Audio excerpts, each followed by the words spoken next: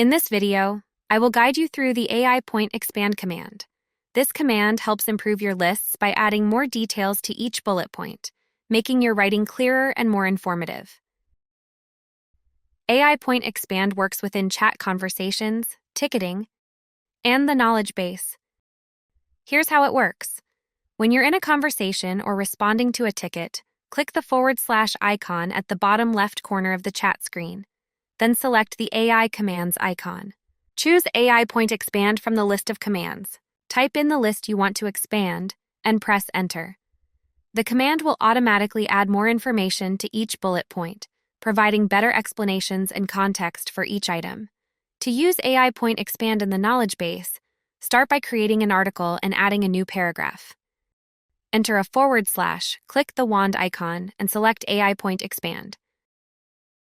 Type in the sentence you want to enhance, press Enter, and the command will expand each point with additional details, making your sentence more comprehensive and useful. For further instructions on how to use this function, visit our AI Assist Academy.